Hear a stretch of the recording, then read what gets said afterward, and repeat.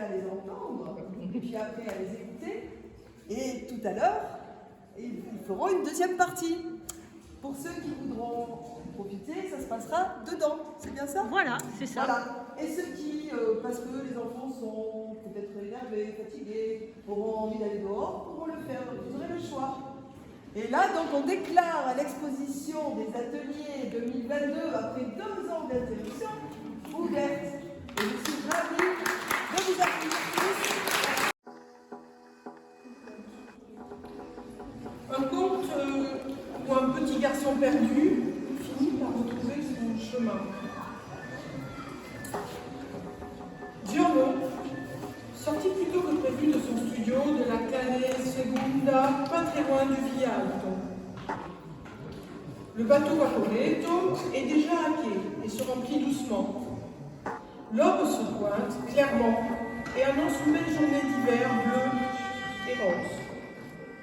Le clapotis de l'eau berce la perspective de cette rencontre importante, prévue depuis plus d'un mois. Il faut être à l'heure. Là-bas, sur l'île de Murano, ça chauffe dur. Un vrai magma en fusion. Rouge, orangé, brûlant. Coulant qui soudain rencontre l'eau. Et l'eau qui se pulvérise en fumée. Et le gaz qui explose. De l'épicentre, l'onde de choc s'amplifie. Et le clapotis de l'eau s'accélère. Il fait 27 degrés Celsius à l'ombre et je fais exactement 10 pas dans la rue du Soleil pour atteindre l'immeuble haut de 70 mètres, comprenant 10 étages. Je suis enfin à la bonne adresse et au bon numéro. 246, 2, plus 2, plus 2. Monsieur le ministre, je viens de prendre connaissance de vos nouvelles directives en matière d'enseignement. Je prends l'un des 2 ascenseurs pour monter au 9e étage où se trouve Madame Quatremer, qui est ma conseillère professionnelle. J'ai rendez-vous à 16h45 et j'ai 10 bonnes minutes pour prendre un espresso à la machine à café. Monsieur le ministre, Qui occupe 1 mètre carré du couloir où 5 personnes discutent de l'incendie dévastateur qui s'est déclaré dans la ville de Troyes hier soir Monsieur le ministre, à 18h30. elles ont retenu toute mon attention, mais je ne compte pas les mettre en application. Toutes les chaînes de la 1 jusqu'à TV6 ont suspendu leur programme à 19h pour annoncer le drame. Monsieur le ministre, vous proposez l'écoute attentive de chaque enfant et une individualisation de l'apprentissage. 8 morts, 15 blessés, 30 pompiers réquisitionnés pour libérer les 23 habitants pris dans les flammes de plus de 10 mètres. Monsieur le ministre, si je consacrais ne serait-ce que 15 minutes par jour à chaque enfant... Un taux de CO2 de plus de 150%. Il me faudrait 3 jours pour proposer à chacun l'exercice qui lui convient le mieux. J'appuie sur la case 6, Nespresso sucré. J'insère une pièce de 1 euro dans la forme de 3 cm. Monsieur le ministre, pour le paiement. Monsieur le ministre, sans compter le temps passé au téléphone, car je suis aussi directrice de l'école. Et le liquide noir s'écoule verticalement à la vitesse de 0,5 centilitres par seconde. Monsieur le ministre, vous insistez sur la collaboration active avec les parents, mais la plupart ne me contactent que pour des réclamations absurdes qui sont même souvent agressives. 12 pas me permettent d'atteindre la terrasse surplombant la rue. Machinalement, je compte les voitures stationnées en bas. 28. 15 blanches. Monsieur le ministre. 3 noires. Monsieur le 3 ministre. rouges. Monsieur 7 le grises. ministre. C'est pourquoi je vais devoir continuer à travailler comme avant, à moins que vous fassiez en sorte que j'ai plus de temps et moins d'élèves dans ma classe. J'inspire une grande bouffée d'air de 60% d'oxygène. Quand soudain, j'entends 45 décibels très aigus provenant de l'espace emploi. C'est monsieur le ministre? C'est Madame Quatremer qui s'égosille à travers la grande baie vitrée de 0,5 cm d'épaisseur. Hey, monsieur le ministre, je suis à vous.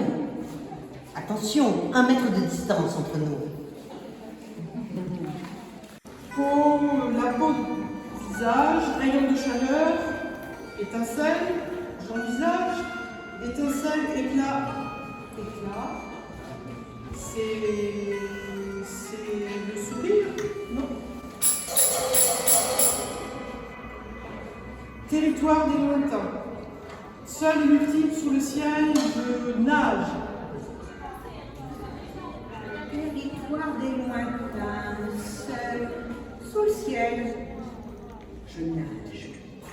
Territoire multiple sous le ciel lointain, je dirais.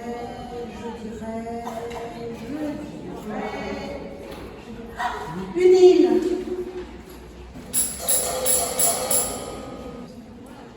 Culbuto délicieux, fragile et plein, nourriture divine. Délicieux, culbuto, fragile, nourriture divine. Délicieux. Je sais. Un œuf. Un œuf.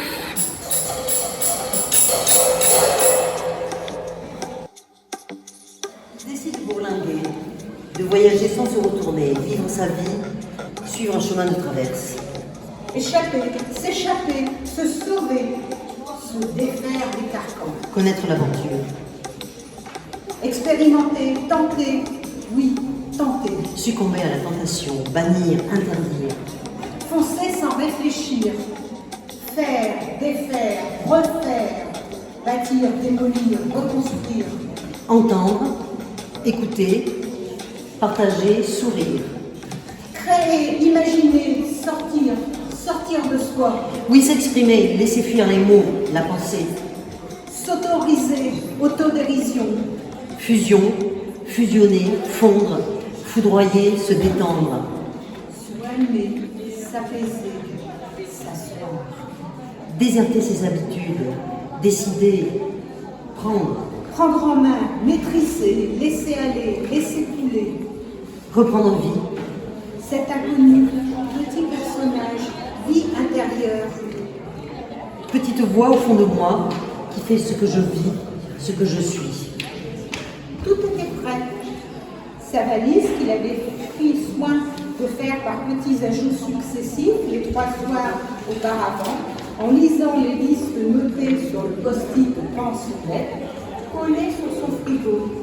Passeport, rasoir, cordon recharge de portable, réservation hôtel, coupez l'eau, chat voisine. Ne rien oublier, cela devenait une obsession à chaque étape.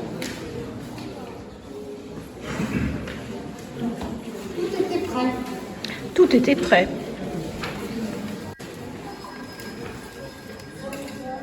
Ne rien oublier. Ils étaient jeunes et insouciants, avaient investi les économies de leur job d'été dans une vieille Peugeot 504 et attendaient le bateau à Marseille. 2 pantalons, 4 t-shirts, 4 slips, 3 paires de chaussettes, un bonbon, un passeport, 150 €. Des projets plein la tête, une carte routière étalée sur le capot de leur voiture, ils fourgonnaient des noms exotiques, Alger, Tamanrasset, Tombouctou. Rendez-vous à l'aéroport à 4h30, embarquement à 6h30. Et regardaient fascinés l'immensité couleur sable sur la carte du Sahara. 6 heures de vol, 10 000 km, 8 heures de décalage horaire. Un nom qui les faisait rêver. Ils se voyaient déjà tels des nomades traversant les déserts, épris de liberté, de grands espaces et de paysages perdus de vue. Petit prince des temps modernes, jour rêveur, aventurier dans l'âme. Mais le Sahara n'a pas été tel qu'il l'imaginait. Arrivé à destination, 35 degrés, combien de millions d'habitants et siècles de civilisation. Cette oasis de calme et de sérénité chantée par les poètes. Splendeur des monuments, Ils n'avaient encore jamais entendu parler d'histoire rêvée. émerveillement des paysements total. C'est quand leurs voitures ont été stoppées net en plein désert qu'ils ont fait connaissance. Acheter un souvenir pour les enfants, c'est combien? 10, c'est trop, je donne 8. Enfin, façon de parler, peu de palabres, des mitraillettes, un coup tiré, des cris, des armes, et puis 5 semaines enfermés dans un village, Retour à l'hôtel, repas à 19h. à ne plus comprendre ce qu'on est venu chercher là. Pas vraiment enfermés d'ailleurs, mais le désert est grand quand on est à pied. Demain, départ à 6h, 3 heures de bus, puis une randonnée de 5 km. Alors ils ont attendu. Certains sont tombés malades, et puis un jour, on est venu les chercher. Encore 3 jours de découverte. Les, Les 2 jours. les négociations avec leurs ambassades, avec l'ambassade avaient abouti. Demain, on reprend l'avion, vol 658. C'était la fin du voyage. Retour à la maison, 14 degrés, ça change. Il reste à visionner les 300 photos.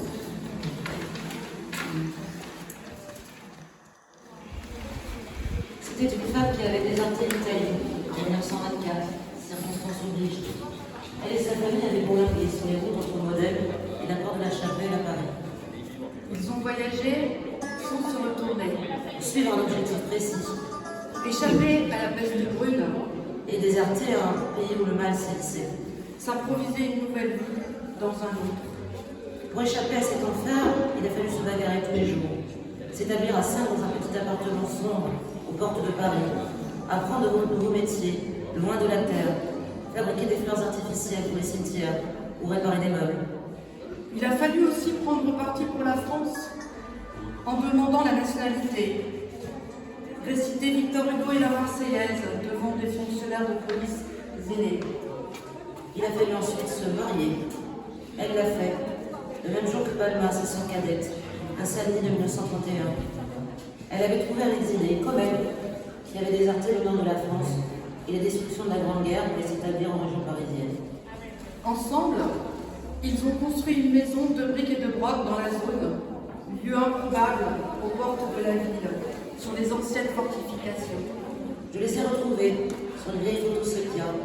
Ils sont assis dans l'herbe un après-midi d'été, souriant à l'objectif, avec bonhomie et confiant dans l'avenir. J'ai retourné la photo.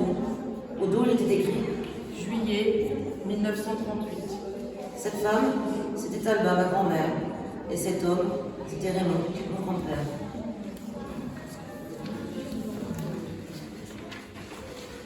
Tu te souviens du désert jaune? Le sable dans les yeux à perte de vue. Invisible. Le vent est invisible comme l'air. Il est un souffle que l'on perçoit uniquement grâce aux éléments. Si mon regard s'attarde sur le sable, les arbres, la poussière, les fleurs, je peux entrevoir la présence du vent comme une caresse, comme une tempête. Chaque matin, j'écris sur une page le mot chat. Je peux entrevoir à mon tour la caresse ou la griffe. Mais chaque matin, j'écris le mot chat. Juste pour t'assurer dans un souffle qu'il existe un mot, un seul, pour dire que le chat existe. Ou alors, pour se persuader une fois de plus qu'on peut parler de chat. Sans doute faudrait-il s'y prendre mieux, regarder plus longuement, ou ne pas regarder du tout ce chat qui dort. Chaque matin, j'écris le mot livre, juste pour m'assurer qu'il existe un mot, un seul, pour dire que le monde existe. C'est déjà une marque de réconfort, minime certes, mais appréciable car il permet d'aborder le temps, de rêver, d'anticiper le réel, de s'en échapper aussi quand il est trop cru. Chaque matin, je me livre. On peut se persuader, une fois de plus, que l'on peut parler d'amour, d'amitié ou même d'idées aujourd'hui. Ou du moins, poser le mot sur une page représente une victoire sur le néant et le vide. Sans doute faudrait-il se concentrer davantage, approfondir, creuser, lire et relire encore, puisque j'ai besoin de mots pour me convaincre. Moi aussi, j'éprouve, je perçois, je ressens. Si mon regard s'attarde sur les mots, c'est aussi pour en percevoir, en ressentir la musique qui résonne ensuite en moi. Mettre des mots sur les choses ou les idées, construire des phrases pour exprimer des sensations. Et ce chat s'étire. Ce chat qui s'étire en voyant. Si mon regard s'attarde, je plane en observant le chat qui s'étire. Et le désert s'étend. Regarde, il est beau ce chat, mon chat.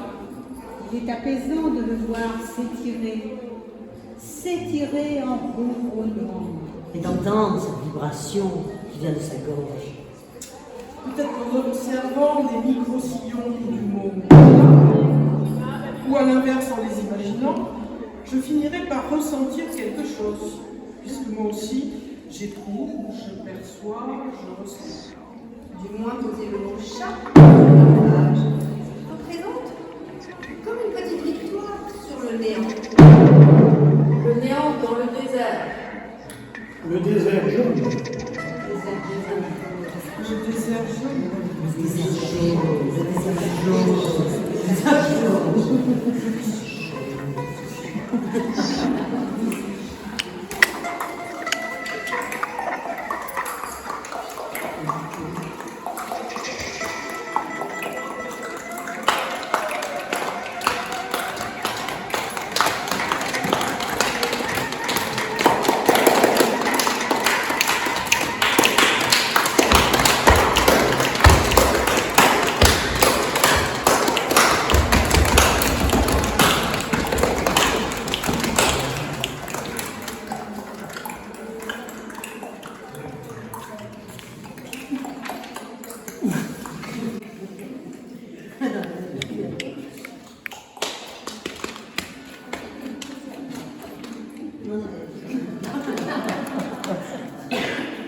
J'ai pensé que c'était le moment de s'attacher à un quai, à bon port, à un port d'attache, et d'aller s'établir près d'un village du grand fleuve Amazon. Improviser un voisinage de cabanes, échapper de justesse à la saison des pluies, négocier un emplacement, retourner la terre, reprendre le cours de sa vie et s'improviser chasseur de mots et d'images. Rentrer tôt le matin, Tout est là-dedans. bourlinguer sur les nuages, Négocier la buée. Perdre l'aurore, suivre la fourmi. Une fourmi traversant les pieds.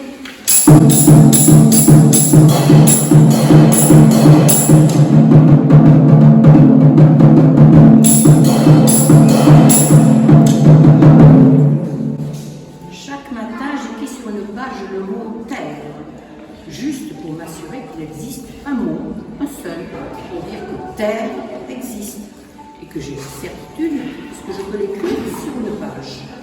C'est déjà une manière de réconfort minime, certes, mais appréciable, car c'est un indice du support. alors se persuader, une fois de plus, qu'on peut parler de la terre, se batter des trois reines aujourd'hui.